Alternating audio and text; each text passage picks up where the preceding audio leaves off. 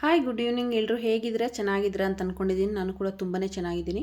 ನಾನಿವತ್ತು ಕುರಿ blood fry ಯಾವ ಥರ ಮಾಡೋದಂದ್ಬಿಟ್ಟು ತೋರಿಸ್ಕೊಡ್ತಾ ಇದ್ದೀನಿ. ಎರಡು ರೀತಿ ಮಾಡ್ಬೋದು.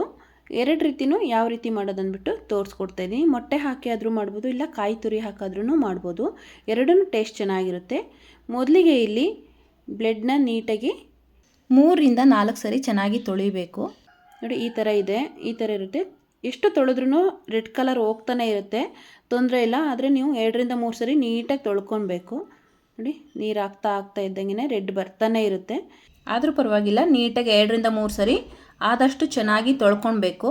ತಂದ ತಕ್ಷಣ ಫ್ರಿಡ್ಜಲ್ಲಿ ಇಟ್ಕೊಬೇಕು, ಇಲ್ಲಾಂದರೆ ಹೊರಗಡೆ ಇಟ್ಟರೆ ಫುಲ್ಲು ಕರ್ಗೋಗುತ್ತೆ, ನೀರು ಥರ ಆಗುತ್ತೆ. ಸ್ವಲ್ಪ ಮಾಡೋದು ಲೇಟ್ ಆಗುತ್ತೆ ಅನ್ನಂಗಿದ್ರೆ ಸ್ವಲ್ಪ ಫ್ರಿಡ್ಜಲ್ಲಿ ಇಟ್ಬಿಟ್ಟು ಮಾಡುವಾಗ ತೆಗೆದುಬಿಟ್ಟು ನೀಟಾಗಿ 2-3 ಸರಿ ನೀಟಾಗಿ ನೀರಲ್ಲಿ ತೊಳೆದ್ಬಿಟ್ಟು ಮಾಡ್ಕೊಳ್ಬೋದು. ಡೈರೆಕ್ಟಾಗಾದರೂ ಮಾಡ್ಬೋದು, ಇಲ್ಲ ಅಂದರೆ ಇದನ್ನು ಕುದಿಯೋ ನೀರಿಗೆ ಹಾಕ್ಬಿಟ್ಟು ಸ್ವಲ್ಪ ಬೇಯಿಸ್ಕೊಳ್ಬೇಕು. ಬೇಯಿಸೋದ್ರಿಂದ ಅದು ಸ್ವಲ್ಪ ಕುದ್ಬಿಟ್ಟು ಏನಾದರೂ ಗಲೀಜಿದ್ರೆ ಮೇಲೆ ಬರುತ್ತೆ. ಅದಕ್ಕೋಸ್ಕರ ನೋಡಿ ನೀರು ಕುದೀತಾ ಇದೆ, ಈ ಟೈಮಲ್ಲಿ ಕುದಿಯೋ ನೀರಿಗೆ ಬ್ಲೆಡ್ನ ಹಾಕೋದ್ರಿಂದ ನೋಡಿ ಹಾಕಿ ಒಂದು ಕುದಿ ಕುದಿಸ್ಬೇಕು. ಫುಲ್ ಏನು ಅದರಲ್ಲೇ ಬೇಯಿಸೋದು ಬೇಡ, 1-2 ಕುದಿ ಬಂದರೆ ಸಾಕು. ಗಲೀಜು ಏನಾದ್ರು ಇದ್ದರೆ ಮೇಲಕ್ಕೆ ಬರುತ್ತೆ. ನೋಡಿ ಈ ಥರ ನೀಟಾಗಿ ಲೈಟಾಗಿ ತಿರುಗಿಸ್ಕೊಳ್ಬೇಕು. ಚೆನ್ನಾಗಿ ಕುದ್ಬಿಟ್ಟು ಮೇಲೆ ತೇಲುತ್ತೆ. ನೋಡಿ ಈ ಥರ ಮೇಲೆ ಬಂದಿದೆ, ಅದನ್ನ ಚೆಲ್ಕೊಬೇಕು. ಮೇಲಕ್ಕೆ ಬಂದಿರೋದನ್ನ ಯೂಸ್ ಮಾಡಬಾರ್ದು. ನೋಡಿ ಈ ಥರ ಅದರಲ್ಲಿ ಏನಾದರೂ ಕೂದಲು ಏನಾದರೂ ಇದ್ದರೆ, ಕುರಿ ಕೂದಲು ಅಥವಾ ಏನಾದರೂ ಗಲೀಜು ಏನಾದ್ರು ಇದ್ದರೆ ಮೇಲಕ್ಕೆ ಬಂದಿರುತ್ತೆ. ನೋಡಿ ಈ ಥರ ಅದನ್ನು ಮೇಲಕ್ಕೆ ಚೆಲ್ಕೊಬೇಕು. ಚೆಲ್ಬಿಟ್ಟು ನೋಡಿ ಈ ಥರ ಚೆನ್ನಾಗಿ ಫುಲ್ಲು ಬ್ಲ್ಯಾಕ್ ಆಗಿರುತ್ತೆ. ನೋಡಿದರೆ ಬೆಂದಿತ್ತೇನೋ ಅನಿಸುತ್ತೆ, ಅದು ಬೆಂದಿರಲ್ಲ, ಮೇಲೆ ಮಾತ್ರ ಕಪ್ಪಾಗಿರುತ್ತೆ.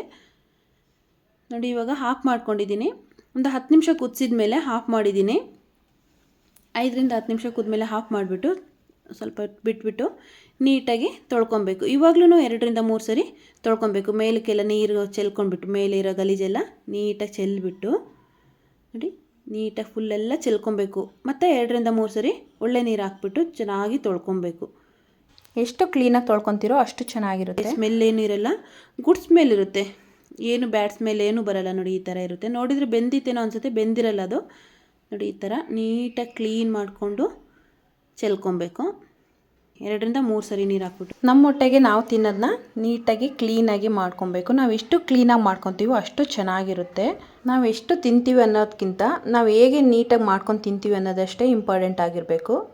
ಮೊದಲಿಗೆ ಇಲ್ಲಿ 4 ಈರುಳ್ಳಿ, 12 ಹಸಿಮೆಣಸಿನ್ಕಾಯಿ, ಶುಂಠಿ ಬೆಳ್ಳುಳ್ಳಿ ಪೇಸ್ಟು 3 ಟೇಬಲ್ ಸ್ಪೂನು, ಸ್ವಲ್ಪ ಕೊತ್ತಂಬರಿ ಸೊಪ್ಪು, ಕರ್ಬೇವಿನ ಸೊಪ್ಪು, 1 ಬೌಲ್ ಆಗೋಷ್ಟು ಕಾಯಿ ತುರಿ. ನೋಡಿ 1 ಬೌಲಷ್ಟು ಕಾಯಿ ತುರಿ. ಕಾಯಿ ತುರಿ ಎಷ್ಟು ಹಾಕ್ತಿರೋ ಅಷ್ಟು ಟೇಸ್ಟ್ ಚೆನ್ನಾಗಿ. ಇದಕ್ಕೆ ಬೇಕಾಗಿರುವಂಥದ್ದು ತುಂಬ ಸಿಂಪಲ್ ಐಟಮ್ಸ್ ಅಷ್ಟೇ.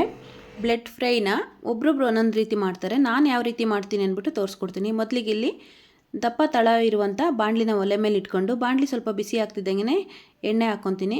ಸ್ವಲ್ಪ ಎಣ್ಣೆ ಜಾಸ್ತಿನೇ ಬೇಕು, ಎಣ್ಣೆ ಜಾಸ್ತಿ ಹಾಕಿದಷ್ಟು ಟೇಸ್ಟ್ ಚೆನ್ನಾಗಿ ಬರುತ್ತೆ. ಇದು ತಳ ಹಿಡಿಯೋ ಚಾನ್ಸಸ್ ಇರುತ್ತೆ, ಅದಕ್ಕೋಸ್ಕರ ಸ್ವಲ್ಪ ಎಣ್ಣೆ ಜಾಸ್ತಿನೇ ಹಾಕ್ಕೊಬೇಕು. ಎಣ್ಣೆ ಸ್ವಲ್ಪ ಬಿಸಿ ಆಗ್ತಿದ್ದಂಗೆ ಹಸಿಮೆಣಸಿನ್ಕಾಯಿ, ಚಿಕ್ಕದಾಗಿ ಕಟ್ ಮಾಡ್ಕೊಂಡಿರುವಂಥ ಹಸಿಮೆಣಸಿನ್ಕಾಯಿ, ಮತ್ತು ಚಿಕ್ಕದಾಗಿ ಕಟ್ ಮಾಡ್ಕೊಂಡಿರುವಂಥ 2-3 ಈರುಳ್ಳಿ, ದಪ್ಪನಾಗಿರುವಂಥ ಈರುಳ್ಳಿ. ಈರುಳ್ಳಿ ಎಷ್ಟು ಹಾಕ್ತೀರೋ ಅಷ್ಟು ಚೆನ್ನಾಗಿರುತ್ತೆ. ನಾನಿಲ್ಲಿ 3 ಈರುಳ್ಳಿ ಹಾಕ್ತಾಯಿದ್ದೀನಿ.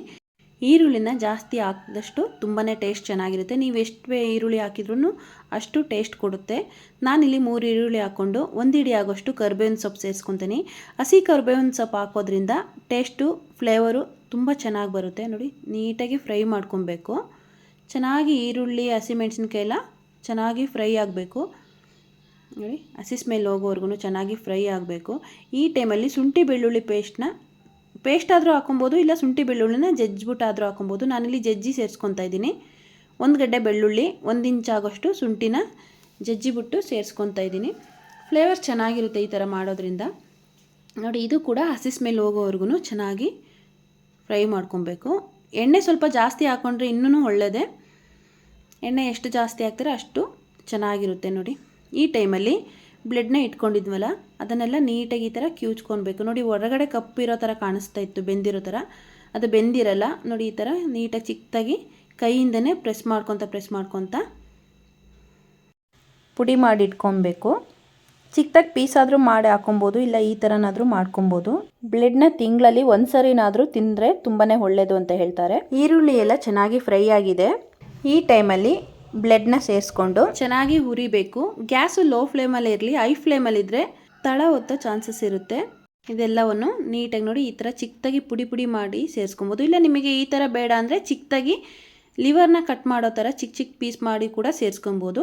ಈ ಥರ ಪುಡಿ ಮಾಡಿ ಸೇರಿಸ್ಕೊಳೋದ್ರಿಂದ ಉಪ್ಪು ಖಾರ ಚೆನ್ನಾಗಿ ಇಟ್ಕೊಳ್ಳುತ್ತೆ, ತಿನ್ನೋದಕ್ಕೂ ಕೂಡ ಚೆನ್ನಾಗಿರುತ್ತೆ, ಸೈಡ್ಸಿಗೆ ಎಲ್ಲ ಚೆನ್ನಾಗಿರುತ್ತೆ.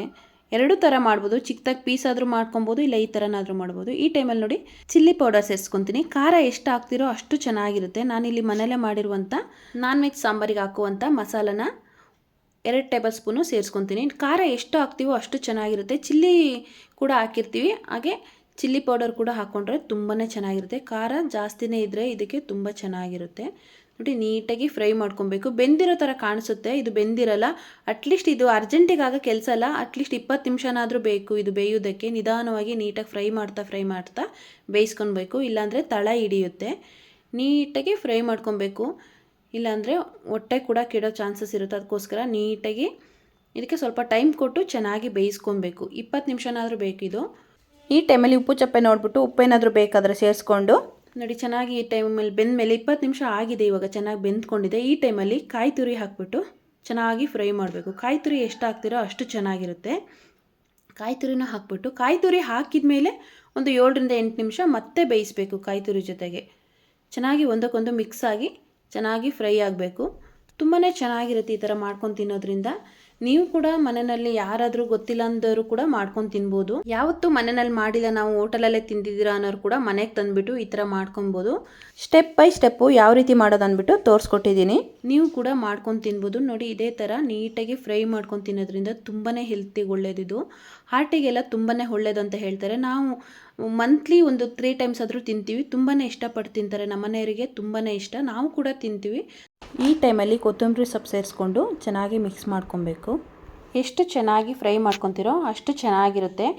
ಟೈಮ್ ಆಗುತ್ತೆ ಪರವಾಗಿಲ್ಲ, ನಮ್ಮ ಹೊಟ್ಟೆಗೆ ನಾವು ನೀಟಾಗಿ ಮಾಡ್ಕೊಂಡು ತಿನ್ನಬೇಕಲ್ವ, ಅದಕ್ಕೋಸ್ಕರ ಟೈಮ್ ಕೊಟ್ಟು ನಿಧಾನವಾಗಿ ನೀಟಾಗಿ ಮಾಡ್ಕೊಬೇಕು. ಅಡುಗೆನಲ್ಲಿ ಅರ್ಜೆಂಟ್ ಮಾಡಬಾರ್ದು. ಚೆನ್ನಾಗಿರುತ್ತೆ, ಹೆಲ್ತಿಗೂ ಕೂಡ ತುಂಬಾ ಒಳ್ಳೆಯದು. ಮಕ್ಕಳಿಂದ ಹಿಡಿದು ದೊಡ್ಡವರವರೆಗೂ ಎಲ್ಲರೂ ಕೂಡ ತಿನ್ಬೋದು. ಸೈಡ್ಸಿಗಂತೂ ತುಂಬಾ ಚೆನ್ನಾಗಿರುತ್ತೆ. ಇದುವರೆಗೂ ಮಾಡಿದ್ದು ಕಾಯಿ ತುರಿ ಹಾಕಿ ಮಾಡೋ ಅಂಥದ್ದು. ನೋಡಿ ಇವಾಗ ಮೊಟ್ಟೆ ಹಾಕಿ ಮಾಡೋ ಅಂಥದ್ದು ತೋರಿಸ್ತೀನಿ. ಇದೇ ಥರ ಸೇಮ್ ಎಲ್ಲ ಹುರಿದ್ಬಿಟ್ಟು ಕಾಯಿ ತುರಿ ಹಾಕೋ ಟೈಮಲ್ಲಿ ಇಲ್ಲಿ ಮೊಟ್ಟೆನ ಹಾಕಬೇಕು. ನೋಡಿ ಇಲ್ಲಿ ಮಧ್ಯದಲ್ಲಿ ಸ್ವಲ್ಪ ಗ್ಯಾಪ್ ಮಾಡಿಕೊಂಡು ಸ್ವಲ್ಪ ಆಯಿಲ್ ಹಾಕ್ಕೊಂಡು ನೀವು ಮೊಟ್ಟೆನ ಎಷ್ಟು ಹಾಕ್ಕೊತೀರೋ ಅಷ್ಟು ಕೂಡ ಹಾಕ್ಕೊಬೋದು. ನಾನಿಲ್ಲಿ 2 ಮೊಟ್ಟೆ ಸೇರಿಸ್ತಾ ಇದ್ದೀನಿ, ಇದು ಸ್ವಲ್ಪ ಮಾಡ್ತಾಯಿದ್ದೀನಿ, ಅದಕ್ಕೋಸ್ಕರ 2 ಮೊಟ್ಟೆ ಸೇರಿಸ್ಕೊತಾ ಇದ್ದೀನಿ. ಮೊಟ್ಟೆ ಹಾಕಿಬಿಟ್ಟು ಸ್ವಲ್ಪ ಚಿಲ್ಲಿ ಪೌಡರು ಸ್ವಲ್ಪ ಉಪ್ಪು ಹಾಕ್ಬಿಟ್ಟು ಚೆನ್ನಾಗಿ ಮಿಕ್ಸ್ ಮಾಡ್ತಾ ಇದೆಲ್ಲವನ್ನು ಮಿಕ್ಸ್ ಮಾಡಿಕೊಂಡು ನೋಡಿ ಮೊಟ್ಟೆ ಬೇಗ ಬೆಂದ್ಕೊಳ್ಳುತ್ತೆ. ಇದು ಆಲ್ರೆಡಿ ಬೆಂದಿರೋವಂಥದ್ದು ಇದು. ಇದಕ್ಕೆ ನೋಡಿ ಈ ಥರ ಮೊಟ್ಟೆ ಹಾಕಿಬಿಟ್ಟು ಇದಕ್ಕೆ ಕಾಯಿ ತುರಿ ಹಾಕಿಲ್ಲ, ಅದು ಕಾಯಿ ತುರಿ ಹಾಕಿದ್ದೆ ಬೇರೆ, ಇದು ಮೊಟ್ಟೆ ಹಾಕಿರೋದೇ ಬೇರೆ. ಸೇಮ್ ಪ್ರೊಸೀಜರಲ್ಲೇ ಬಂದುಬಿಟ್ಟು ನಾವು ಕಾಯಿ ತುರಿ ಹಾಕೋ ಟೈಮಲ್ಲಿ ಇದಕ್ಕೆ ಮೊಟ್ಟೆ ಹಾಕ್ತೀವಿ ಅಷ್ಟೇ, ಸೇಮ್ ಡಿಫ್ರೆನ್ಸ್ ಏನಿಲ್ಲ. ನೋಡಿ ಇದು ಕೂಡ ರೆಡಿ ಆಯಿತು. ಕಾಯಿ ತುರಿ ಹಾಕೋದು ರೆಡಿ ಆಯಿತು. ಇಲ್ಲಿ ಮೊಟ್ಟೆ ಹಾಕಿ ಮಾಡಿದ್ದು ಕೂಡ ರೆಡಿ ಆಯಿತು. ಮೊಟ್ಟೆ ಜಾಸ್ತಿ ಹಾಕೋದಾದರೆ ಹಾಕ್ಬೋದು, ನಾನಿಲ್ಲಿ 2 ಮೊಟ್ಟೆ ಮಾತ್ರ ಸೇರಿಸ್ತಾ ಇದ್ದೀನಿ.